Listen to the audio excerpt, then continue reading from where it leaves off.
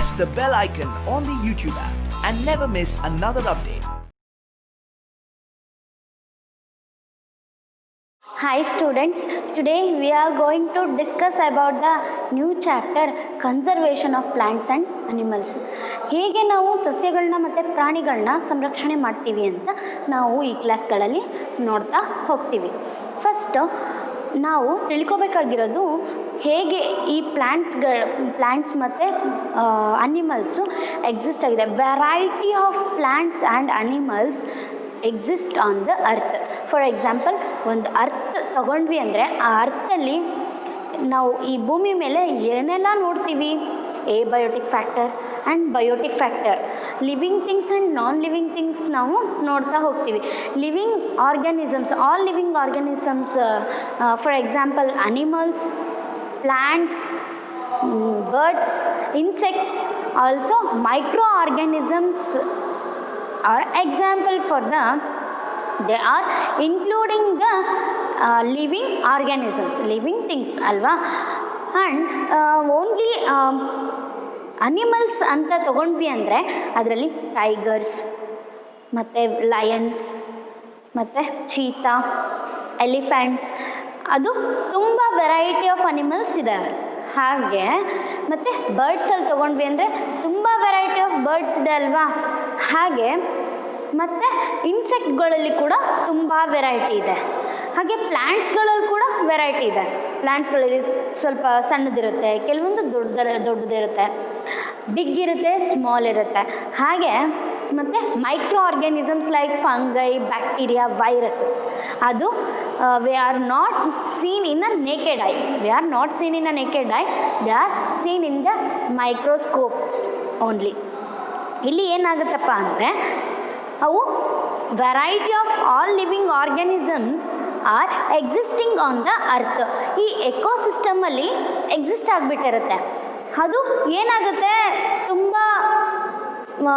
ಬರ್ತಾ ಬರ್ತಾ ಬರ್ತಾ ಅದರದ್ದು ಸಂತತಿಗಳನ್ನ ಜಾಸ್ತಿ ಮಾಡ್ಕೊತಾ ಹೋಗುತ್ತೆ. ಅಂದರೆ ರೀಪ್ರೊಡಕ್ಷನ್ ಜಾಸ್ತಿ ಆಗಿರುತ್ತೆ, ರ್ಯಾಪಿಡ್ ಆಗಿರುತ್ತೆ.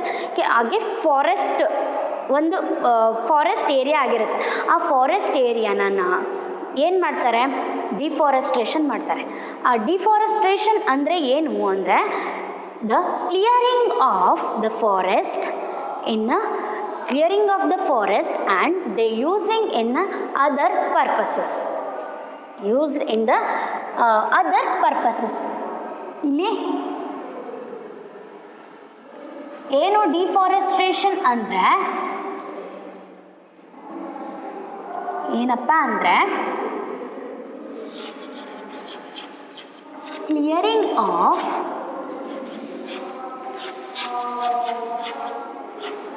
forest and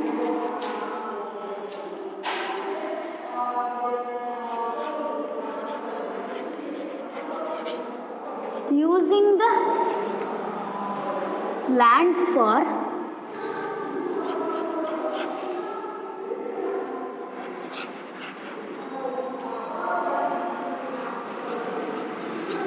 other purposes.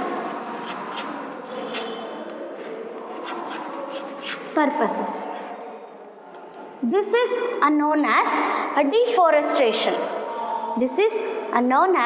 a deforestation.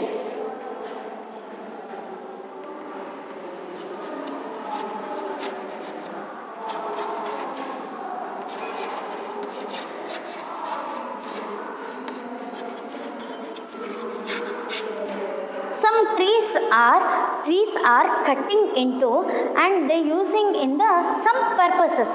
ಯಾವುದಕ್ಕೆ ಅಂದರೆ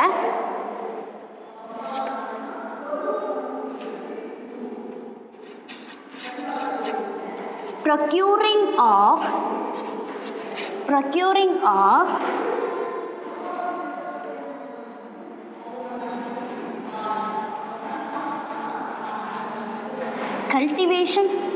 ಕಲ್ಟಿವೇಷನಿಗೆ ಯೂಸ್ ಮಾಡ್ತಾರೆ. ಹಾಗೆ ಬಿಲ್ಡಿಂಗ್ ಹೌಸಸ್ ಆ್ಯಂಡ್ ಫ್ಯಾಕ್ಟ್ರೀಸಲ್ಲಿ ಯೂಸ್ ಮಾಡ್ತಾರೆ.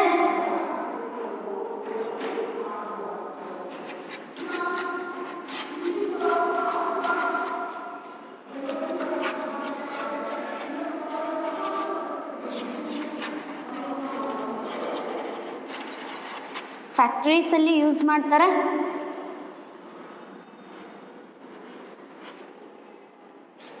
ಫ್ಯಾಕ್ಟ್ರೀಸಲ್ಲಿ ಯೂಸ್ ಮಾಡ್ತಾರೆ. ಮತ್ತು making furnitures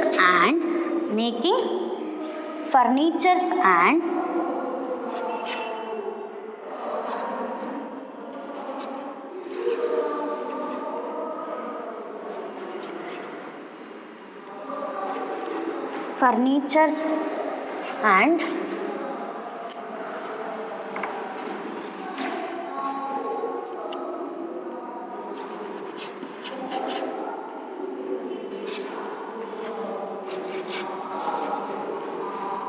food for the fuel. They used in the fuel also. This is the main purpose of the wood and trees. Okay, next, consequences of the deforestation.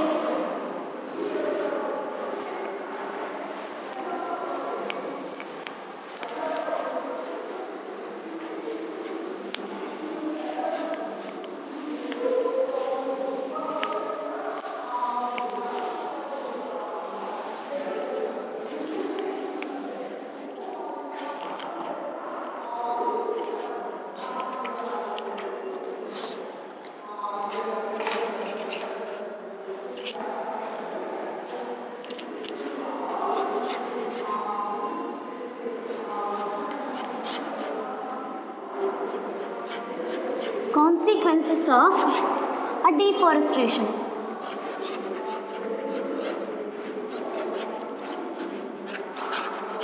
ಏನಪ್ಪ ಈ consequences ಅಂದರೆ, they are increases in the temperature and pollution on the earth.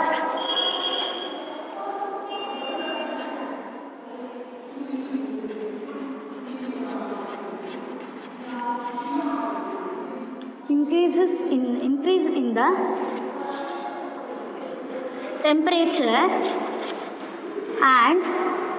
temperature and a pollution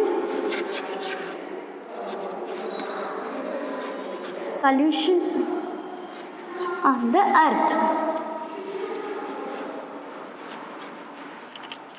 ಇಲ್ಲಿ increases in the temperature ಅಂದರೆ ಈ forest ಏರಿಯಾದಲ್ಲಿ ಮರಗಳಿಲ್ಲ ಅಂದರೆ ಈ ಸೂರ್ಯನಿಂದ ಬರುವಂತಹ ಕಿರಣಗಳು, ಸನ್ ರೇಸು ಡೈರೆಕ್ಟಾಗಿ ಅರ್ತ್ ಮೇಲೆ ಬೀಳುತ್ತೆ. ಅದರಿಂದ ಟೆಂಪ್ರೇಚರ್ ಕೂಡ ಇನ್ಕ್ರೀಸ್ ಆಗುತ್ತೆ, ಹಂಗೆ ಪೊಲ್ಯೂಷನ್ ಕೂಡ ಜಾಸ್ತಿ ಆಗುತ್ತೆ. ಆ್ಯಂಡ್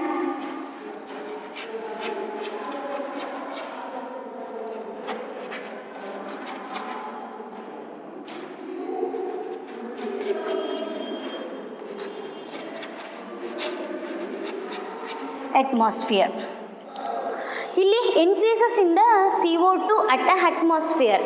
ಇಲ್ಲಿ ಏನಾಗುತ್ತೆ ಅಂದರೆ, ನಮಗೆ ಗೊತ್ತಿರೋ ಹಾಗೆ ಪ್ಲ್ಯಾಂಟ್ಸು ತಮ್ಮ ಆಹಾರವನ್ನು ತಯಾರಿಸ್ಕೊಳ್ಳುತ್ತೆ. ಹೇಗಪ್ಪ ಅಂದರೆ, ನಾವು ಆಲ್ರೆಡಿ ನೋಡಿದ್ದೀವಿ ಇಂದಿನ ಚಾಪ್ಟರ್ಗಳಲ್ಲಿ ಫೋಟೋಸಿಂಥಸಿಸ್ ಅಂತ ಕೇಳಿರ್ತೀರ.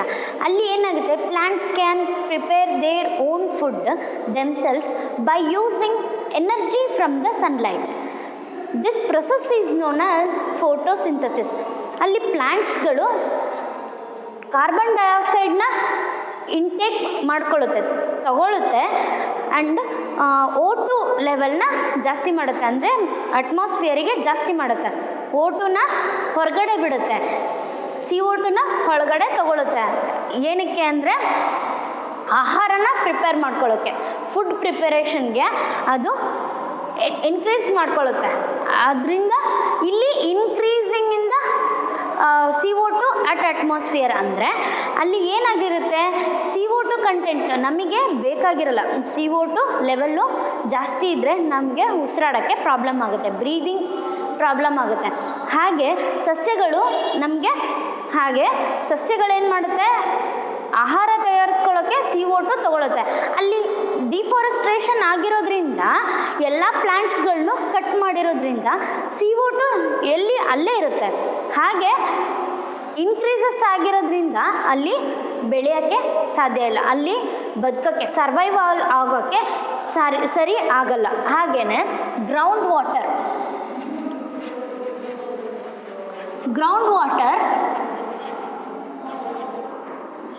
Level get lower.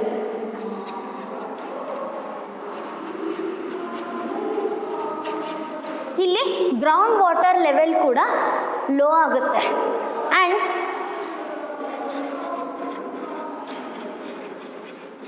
Disturbing the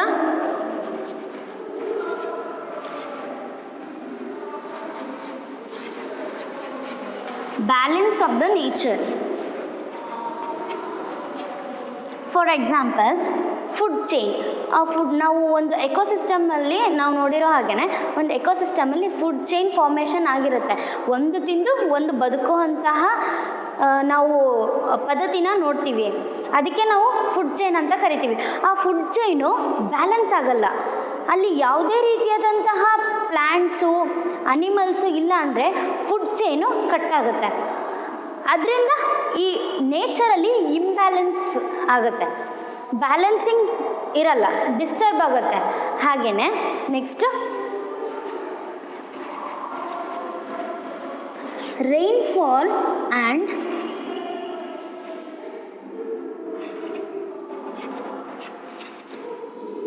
soil fertility.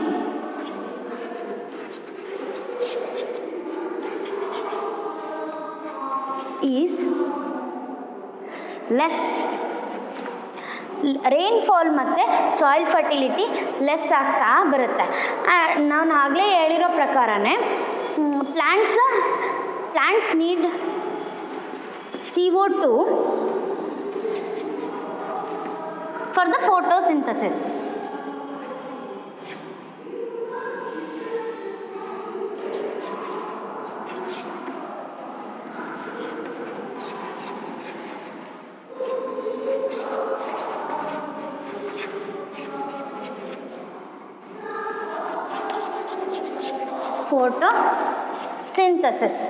Photosynthesis ಇಲ್ಲಿ ಏನಾಗುತ್ತೆ, ಹಾಗೆಯೇ ನ್ಯಾಚುರಲ್ ಕ್ಯಾಲಮಿಟೀಸ್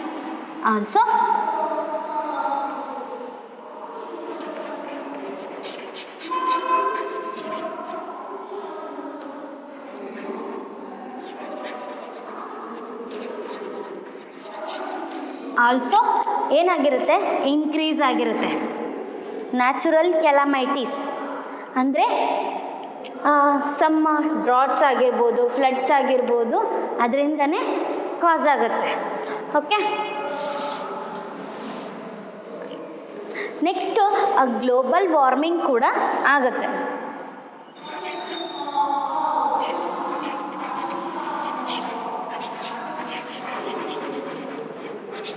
ಗ್ಲೋಬಲ್ ವಾರ್ಮಿಂಗ್ ಹೇಗಾಗುತ್ತಪ್ಪ ಅಂದರೆ, ಅಲ್ಲಿ ಡಿಫಾರೆಸ್ಟೆಡ್ ಏರಿಯಾ ಏನಿರುತ್ತೆ, ಡಿಫಾರೆಸ್ಟ್ರೇಷನ್ ಆಫ್ ದ ಏರಿಯಾ, ಅದು ಅಲ್ಲಿ ಯಾವುದೇ ರೀತಿಯಾದಂಥ ಪ್ಲ್ಯಾಂಟ್ಗಳಿರಲ್ಲ, ಅಲ್ಲಿಂದ ಡೈರೆಕ್ಟಾಗಿ ಸನ್ರೈಸ್ ಬಂದು ಅರ್ತ್ ಮೇಲೆ ಬೀಳೋದ್ರಿಂದ ಅಲ್ಲಿ ಈ ಫಾರೆಸ್ಟ್ ಫೈರ್ಸ್ ಆಗಿರ್ಬೋದು, ಮತ್ತು ಸಮ್ ಡ್ರಾಟ್ಸ್ ಆಗಿರ್ಬೋದು, ಅದೆಲ್ಲ ಜಾಸ್ತಿ ಆಗ್ತಾ ಹೋಗುತ್ತೆ. ಫಾರೆಸ್ಟ್ ಫೈರ್ಸ್ ಕೂಡ ಆಗ್ಬೋದು. ಆ್ಯಂಡ್ ಮತ್ತು ವಾಟರ್ ಸೈಕಲ್ ಕೂಡ ಡಿಕ್ರೀಸ್ ಆಗುತ್ತೆ.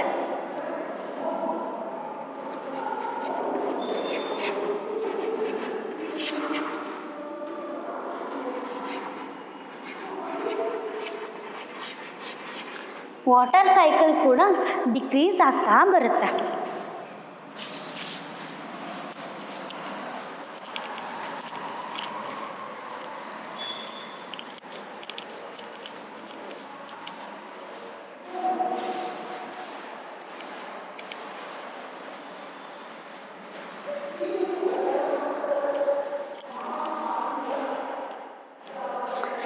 Next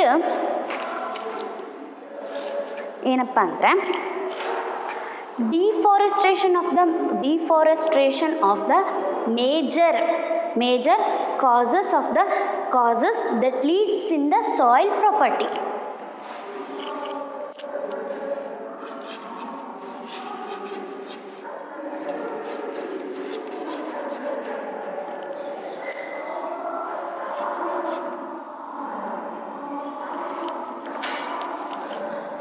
Is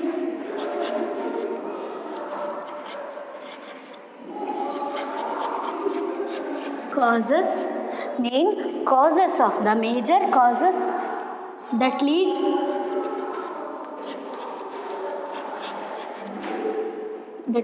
the soil property.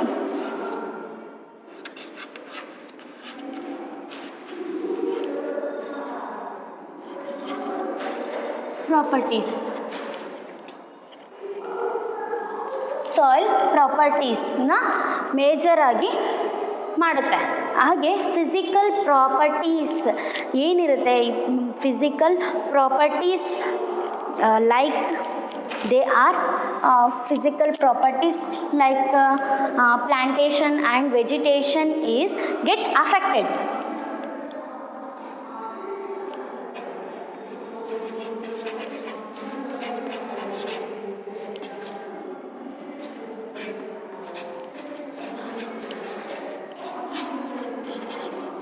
Properties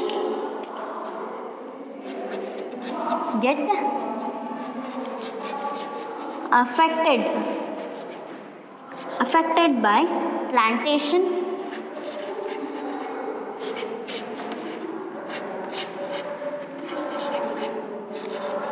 and vegetation.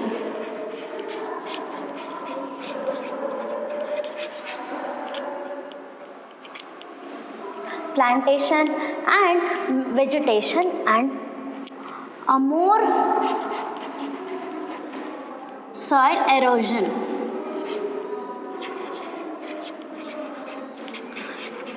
ನಾವು more soil erosion ನಾವು ನೋಡ್ತೀವಿ. ಹಾಗೆ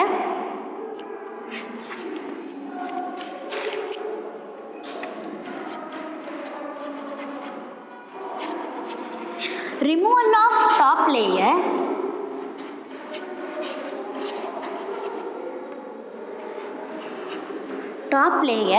that leads in the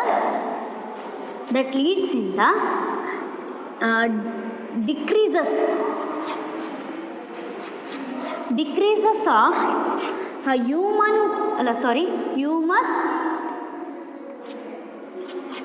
humus condition and soil fertility.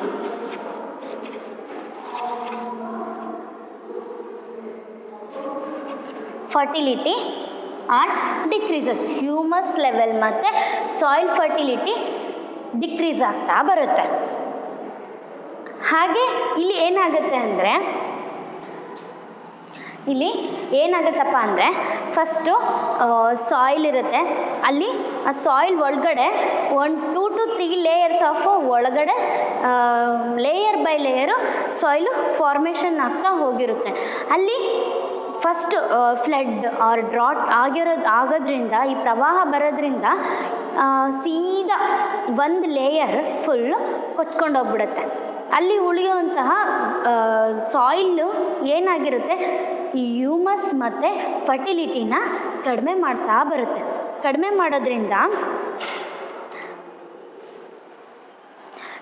ಆಗೋದ್ರಿಂದ ನಮಗೆ ಯಾವುದೇ ರೀತಿಯಾದಂತಹ ಮಣ್ಣು ಫಲವತ್ತಾಗಿ ಇರಲ್ಲ. ಹಾಗೆ gradually fertile land get converted into a desert. Gradually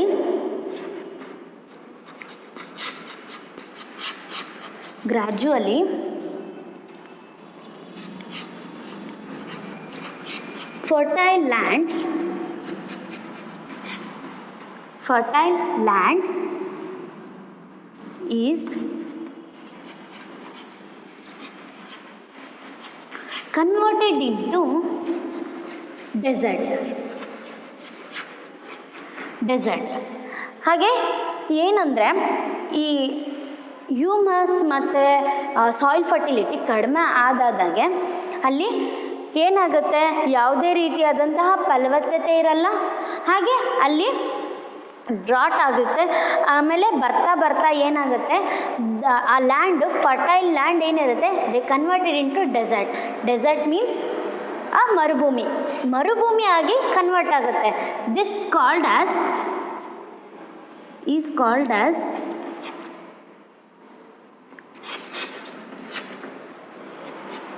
desertification.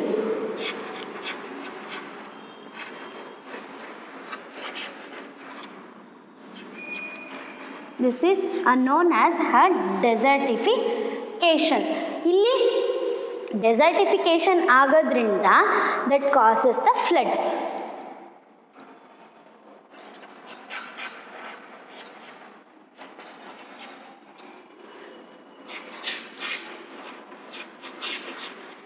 Floods ಆಗುತ್ತೆ. ಹಾಗೆ other properties,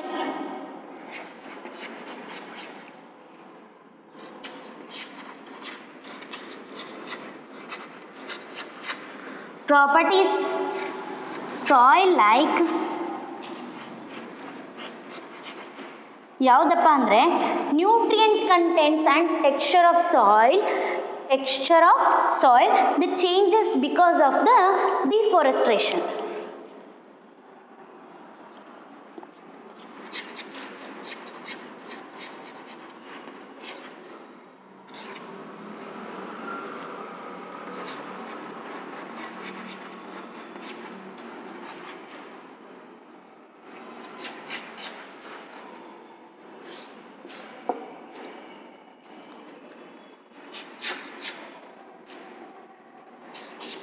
etc. They are changes because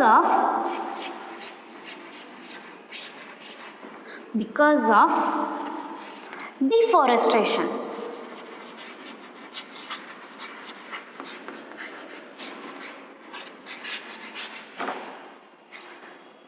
This is all about the consequences of the deforestation. Our next topic will discussed in this next classes. Thank you.